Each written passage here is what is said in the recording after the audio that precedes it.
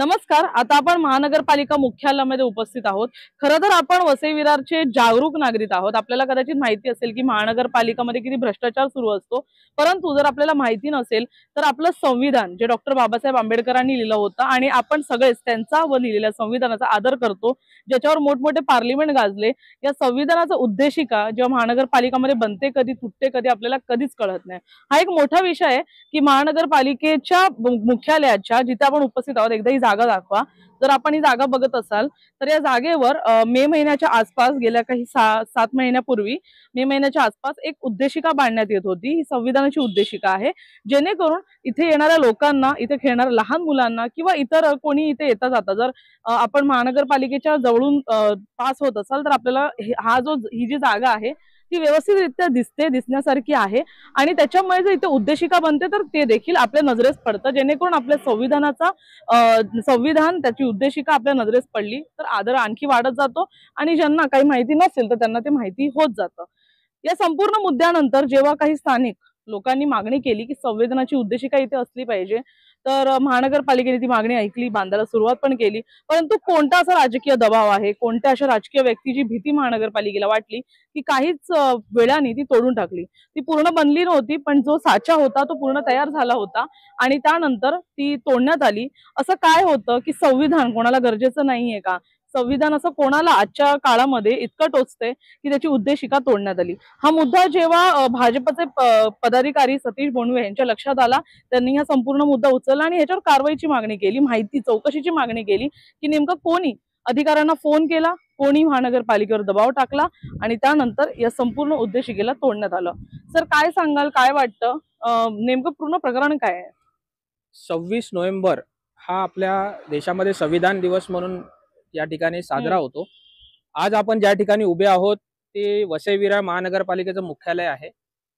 काही महिन्याआधी इकडच्या जागृत नागरिकांनी या ठिकाणी संविधानाची उद्देशिकाची शिलाकोन तयार करण्यात यावा अशा प्रकारची मागणी केली होती आणि त्यावेळेला तत्कालीन आयुक्त अनिल पवार यांनी त्याला दुजोरा देत त्या ठिकाणी शिलाकोन म्हणजे आपण आज जिथे उभे आहोत त्या ठिकाणी सुरू करते म्हणजे बांधकाम करून त्याला सुरू करण्याचं काम सुरू झालं. 2-4 दिवसामध्ये ते काम पूर्ण सुद्धा करण्यात आलं, पूर्णत्वास आलं आणि एकाएकी वसई तालुक्यातल्या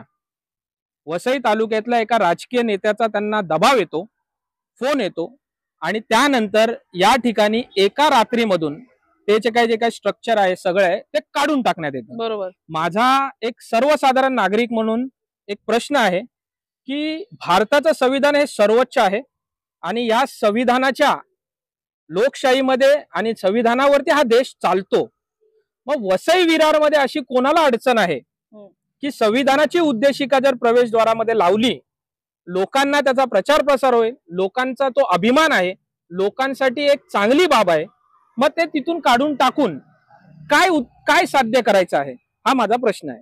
सर ह्याच्यामध्ये राजकीय नेत्याचाच यावर दबाव असेल, याबाबत काही बोलणं झालंय का मुख्यालयामध्ये तुमचं? बघा, या संदर्भातच मी चौकशीची मागणी केलेली आहे. कारण मी आपल्याला हा फोटो दाखवतो ज्या ठिकाणी आपण उभे आहोत. या फोटोमध्ये तुम्ही बघू शकता की त्याचं पूर्ण स्ट्रक्चर तयार आहे आणि थोडंसं काम बाकी होतं, पूर्ण होत होतं. मग अचानक त्यावेळेचे तत्कालीन अनिल पवार ह्यांनी कोणाच्या बोलण्यावरून किंवा कोणाच्या दबावामध्ये येऊन हे इथून काढले, कारण आज इकडे दिसत नाहीये. म्हणजे तुम्हालाही समजेल की या ठिकाणी हे स्ट्रक्चर आज नाहीये, याचा अर्थ तो काढून टाकण्यात आलेला आहे.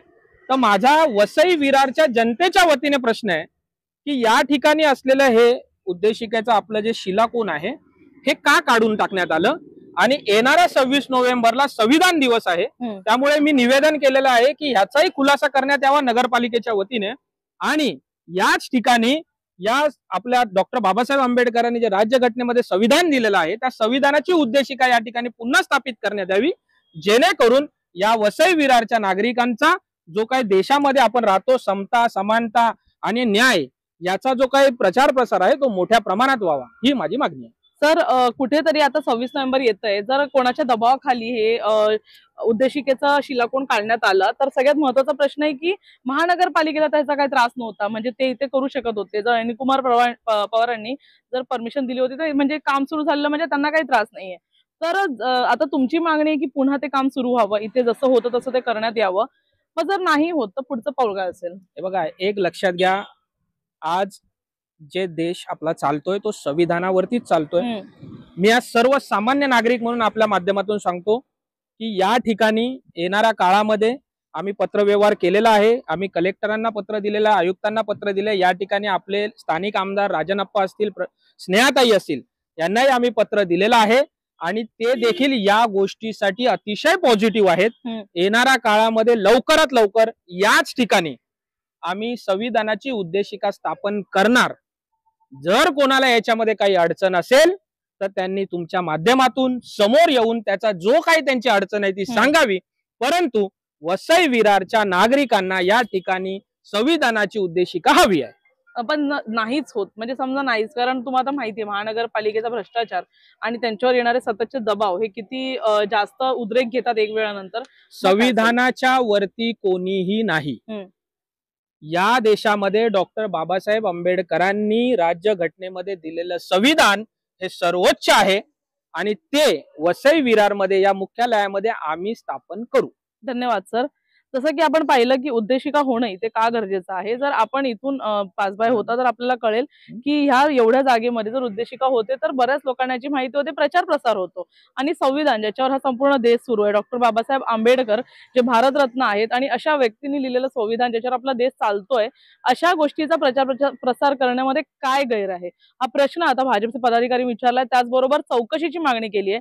पाहण्यासारखं असेल ह्या संपूर्ण बाबीमध्ये चौकशी होते का आणि 26 नोव्हेंबर पर्यंत जरी या कामाचा जे आहे ते पूर्णत्वास नेणं शक्य नसलं तरी या चौकशीचे काही उलगडे होतात का? धन्यवाद.